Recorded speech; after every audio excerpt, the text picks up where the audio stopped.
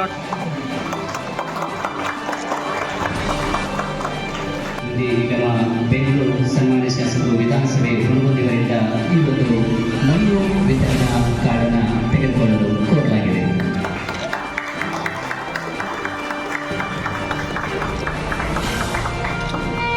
ನಾಯಕರೇ, ಯುವ ಮಿತ್ರರೇ, ಮಾಧ್ಯಮದ ಸ್ನೇಹಿತರೆ, ಎಲ್ಲರಿಗೂ ನನ್ನ ಶರಣಾರ್ಥಿಗಳು. ರೈತ ನಕ್ಕರೆ ಜಗವೆಲ್ಲ ಸಕ್ಕರೆ. ರೈತ ನಮ್ಮ ದೇಶದ ಬೆನ್ನೆಲುಬು.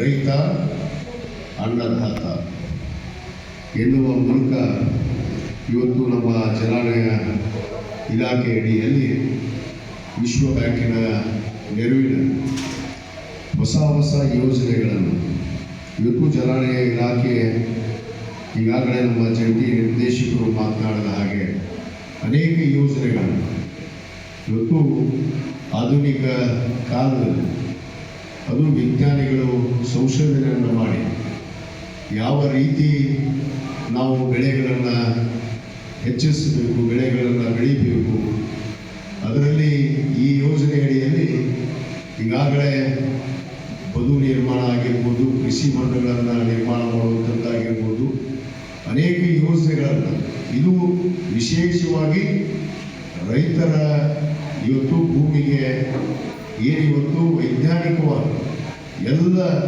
ರೀತಿಯಲ್ಲಿ ತಮಗೆ ಅನುಕೂಲ ಆಗಬೇಕು ಅನ್ನೋ ಉದ್ದೇಶದಿಂದ ಇವತ್ತು ವಿಶ್ವ ಬ್ಯಾಂಕಿನ ನೆರವಿನಿಂದ ಈ ಅವಾರ್ಡ್ ಯೋಜನೆ ಅಂದರೆ ಹೊಸದಾದ ಯೋಜನೆಗಳನ್ನು ಇವತ್ತು ಏನು ವಿಶ್ವ ಬ್ಯಾಂಕ್ ಸುಮಾರು 70% ಏನು ಇವತ್ತು ನಮಗೆ ನೆರವನ್ನು ಕೊಟ್ಟಿದೆ ಮತ್ತು ನಮ್ಮ ರಾಜ್ಯ ಸರ್ಕಾರ, ನಮ್ಮ ಸರ್ಕಾರ ಕೂಡ ಆ ಬದ್ಧತೆಯನ್ನು ಇವತ್ತು ಕೊಟ್ಟಿರುವಂಥ ಮಾತನ್ನು ಉಳಿಸಿಕೊಳ್ಳೋದಕ್ಕೋಸ್ಕರ ಇವತ್ತು ನಮ್ಮ ಸರ್ಕಾರ ಈ ಒಂದು ಯೋಜನೆಗಳನ್ನು ಇವತ್ತು ರೈತರಿಗೋಸ್ಕರ ಇವತ್ತು ಜಾರಿ ಮಾಡಿದೆ ಅನ್ನೋ ಮಾತನ್ನು ನಾನು ಇವತ್ತು ಹೇಳಕ್ಕೆ ಇಚ್ಛೆ ಪಡ್ತೇನೆ.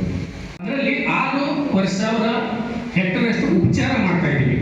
ಏನೇನು ಉಪಚಾರ ಮಾಡ್ತೀವಿ ಅಂದರೆ ನಮ್ಮ ಭಾಷೆ 16,000 ಎಕರೆಯಷ್ಟು ಪ್ರದೇಶದಲ್ಲಿ ನಾವು ಮುಂದಿನ ವರ್ಷದಲ್ಲಿ ಉಪಚಾರ ಮಾಡ್ತೀವಿ. ಈ 22 ಗ್ರಾಮದಲ್ಲಿ ವ್ಯಾಪ್ತಿಯಲ್ಲಿರ್ತಕ್ಕಂಥದ್ದು. ಅದರಲ್ಲಿ ಮಣ್ಣು ನಿರ್ವಹಣೆ ಇರ್ಬೋದು, ಅಂದರೆ ಬದು ನಿರ್ವಹಣೆ ಮಾಡ್ತೀವಿ, ಕೃಷಿ ಹೊಂಡ ಮಾಡ್ತೀವಿ, ನಾಗಾದಲ್ಲಿ ಚೆಕ್ ಡ್ಯಾಮ್ ಮಾಡ್ತೀವಿ, ನಂತರ ಹಸುರೀಕರಣ ಮಾಡ್ತೀವಿ, ತೋಟಗಾರಿಕೆ ಮತ್ತು ಅರಣ್ಯ ಸಸ್ಯಗಳನ್ನ ಇರ್ತೀವಿ. ಆಯಿತು, ಇದೆಲ್ಲ ರೈತರ ಜಮೀನು ಇದ್ದವ್ರಿಗೆ ಆಯಿತು. ಜಮೀನು ಇದೇನವ್ರಿಗೇನು ಅವ್ರಿಗೆ ಸ್ವಸಹಾಯ ಸಂಘದ ಗುಂಪನ್ನು ರಚನೆ ಮಾಡಿ ಅವ್ರಿಗೆ ಆದಾಯ ಉತ್ಪನ್ನ ಚಟುವಟಿಕೆನ ಮಾಡ್ತಕ್ಕಂಥ ಕಾರ್ಯಕ್ರಮದಲ್ಲಿ ಹಮ್ಮಿಕೊಂಡಿವಿ. ಆಮೇಲೆ ಇದು ಕ್ರಿಯಾ ಯೋಜನೆ ಮಾಡಬೇಕಾದ್ರೆ ಮೇಲಿಂದ ನಾವು ಮಾತ್ರ ಮಾಡೋದಿಲ್ಲ.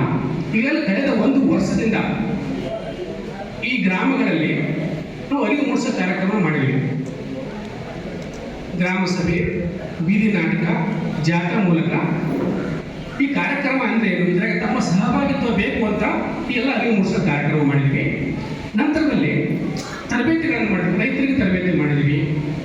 ಈ ಜಲಾನ ಸಮಿತಿ ಏನಿರುತ್ತೆ, ಆ ಗ್ರಾಮ ಪಂಚಾಯತಿ ಅಧ್ಯಕ್ಷರ ಅಧ್ಯಕ್ಷತೆಯಲ್ಲೂ ಸಮಿತಿ ಇರುತ್ತೆ.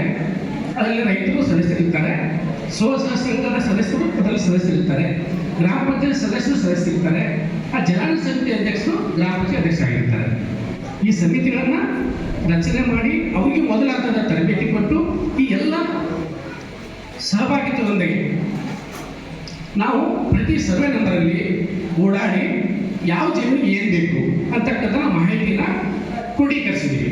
ನಂತರದಲ್ಲಿ ಈಗೆಲ್ಲ ಚಿತ್ರಪಟ ನೋಡುವ ಇದೆ. ಏನು ಚಿತ್ರಪಟ ನೋಡಿದ್ವಿ, ಇದು ನಮ್ಗೆ ಇಸ್ರೋದಿಂದ ಅಂತ ಹೇಳ್ತೀವಿ, ಮೇಲಿನಿಂದ ಉಪಗ್ರಹ ಆಧಾರಿತವಾಗಿ ಫೋಟೋಗಳನ್ನು ಬಂದಿರೋದು. ಅಂದರೆ ಎಲ್ಲಿ ಜಾಸ್ತಿ ಇಳಿಜಾರಿದೆ, ಎಲ್ಲಿ ಕೊರತೆ ಎಲ್ಲಿ ಕಾಡು ನಾಶವಾಗಿದೆ, ಎಲ್ಲಿ ಭೂಮಿ ಆಳ ಎಷ್ಟಿದೆ, ಆ ಆಧಾರವಾಗಿ ಅವರು ಕ್ರೋಢೀಕರಿಸಿರ್ತಾರೆ. ನಮಗೆ ಚಿತ್ರಪಟ ಕೊಟ್ಟಿರ್ತಾರೆ, ನಕ್ಷೆ ಅಂತ ಹೇಳ್ತೀವಿ. ನಂತರ ನಾವೆಲ್ಲರೂ ಹೋಗಿ ಅದನ್ನು ಸರ್ವೆ ಮಾಡ್ಕೊಂಡು ಬಂದಿದ್ವಿ. ಅಲ್ಲದೆ ಇನ್ನೂ ವಿಶೇಷ, ಬೇರೆ ಜನಾಂಗಕ್ಕೂ ಇಲ್ಲಿಗೆ ನಾವು ಹೋಲಿಕೆ ಮಾಡಿದರೆ ನಮ್ಮ ತೋಟಗಾರಿಕೆ ವಿಶ್ವವಿದ್ಯಾಲಯದಿಂದ ಕಳೆದ 1.5 ವರ್ಷದಿಂದ ಮಣ್ಣಿನ ಪ್ರತಿ ಸರ್ವೆ ನಂಬರ್ ಕೂಡ ಅದರ ಮಣ್ಣಿನ ಫಲವತ್ತತೆ ಏನಿದೆ. ರೈತರು ನಾವು ಏನು ಮಾಡ್ತೀವಿ ಅಂದರೆ ಒಂದು ಮಣ್ಣು ಪರೀಕ್ಷೆಯನ್ನು ಮಾಡೋದಿಲ್ಲ. ಮಣ್ಣು ಪರೀಕ್ಷೆ ಮಾಡಿ ಆ ಮಣ್ಣಿಗೆ ಯಾವ ರೀತಿಯಾದ ಬೆಳೆ ಬೆಳಿಬೇಕು, ಯಾವ ರೀತಿಯಾದ ನಾವು ಬೀಜವನ್ನು ಕೊಡಬೇಕು, ಗೊಬ್ಬರವನ್ನು ಕೊಡಬೇಕಂತ ಮೊದಲ ನೀವು ಅದನ್ನು ಅಳವಡಿಸ್ಕೋಬೇಕು. ಯಾಕೆ